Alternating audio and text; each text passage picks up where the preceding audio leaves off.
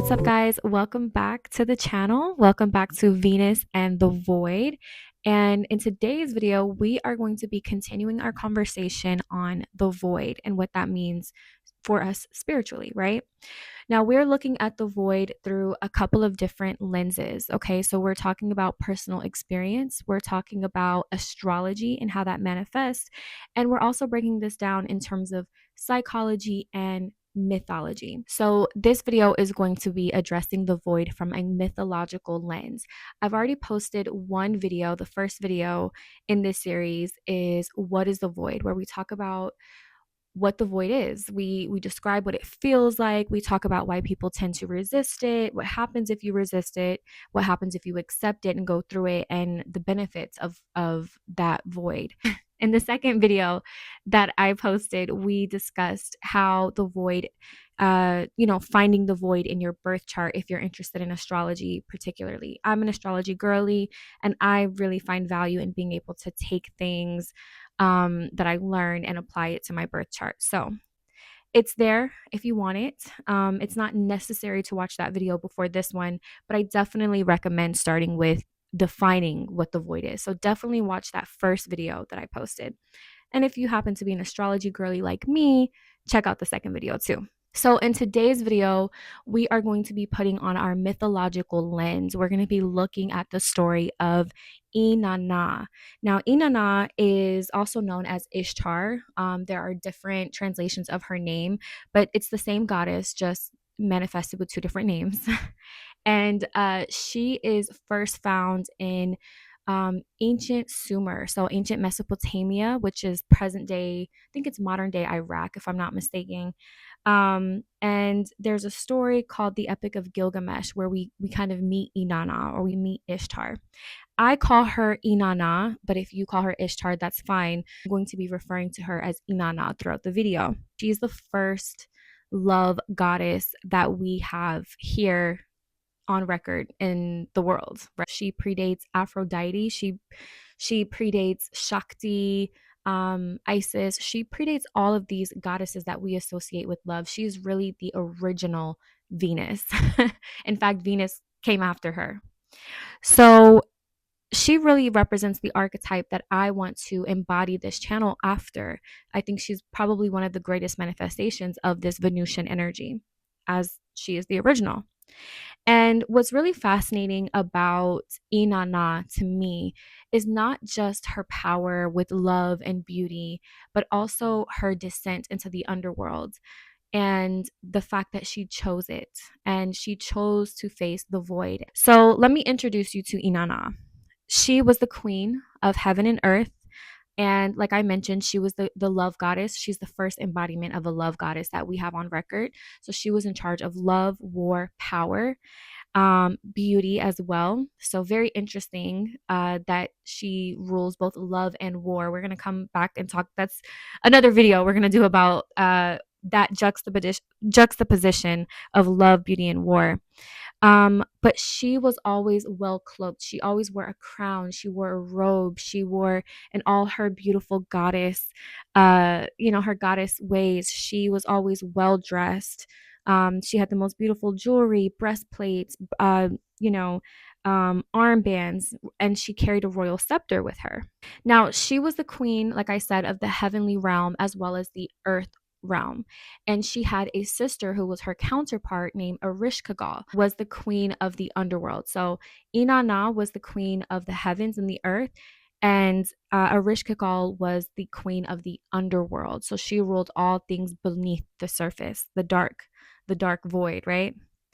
So one day Inanna decided that she would go visit her sister in the underworld, not as a conqueror, but as an initiate. Okay. So her goal in going to the underworld was not necessarily to conquer it, but she wanted to initiate herself. She willingly put herself.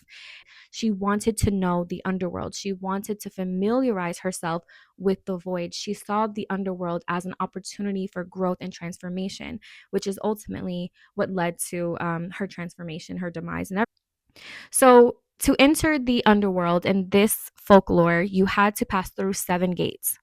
And each of those gates demanded a sacrifice. So At the first gate, she had to take off her crown. The second gate, she had to remove her royal scepter.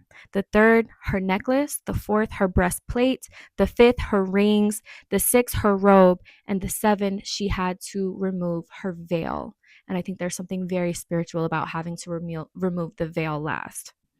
So piece by piece, she was stripped of her identity, her power, right? Because as a goddess, the things, obviously your power comes from within, but really you're identified and you're classed based off of the things that you adorn yourself with. So she had to strip herself bare. She had to sacrifice these pieces of herself. And imagine the breastplate as her ego. Imagine the rings as her pride. Imagine the veil, her final identity, her lens and how she saw the world, her opinion. So each of these items that she had to remove or sacrifice was symbolic of something greater, some greater piece to her. So she entered into the underworld and she bowed down out of respect to her sister.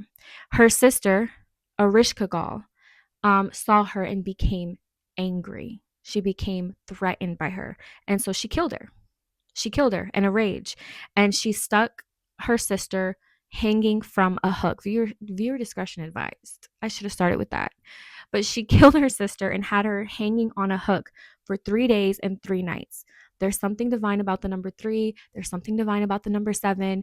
I know we're going to get into all of that at another video, but try not to get I'm trying to focus on one thing at a time. So the Queen of Heaven literally surrendered her full self. She surrendered herself to her bare soul, and she was still betrayed by her sister and killed.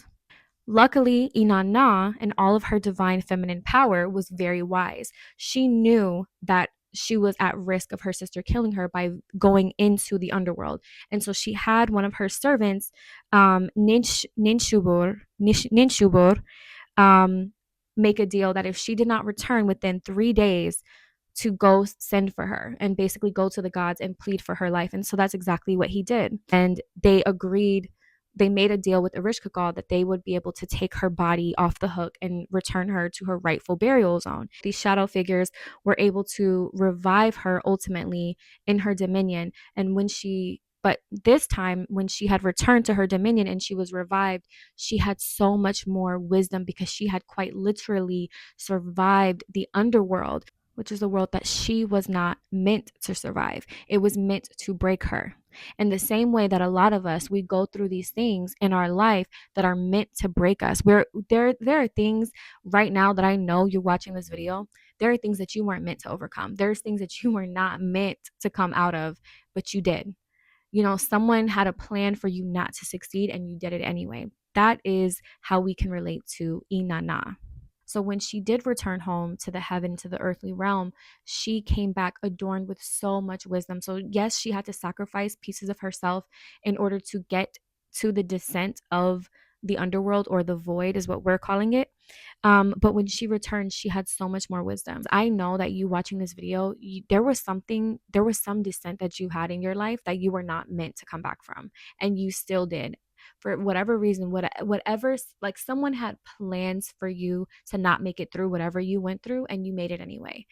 And that is absolutely beautiful. The descent in this mythology represents the shadow work. It represents the spiritual death. It represents ego death.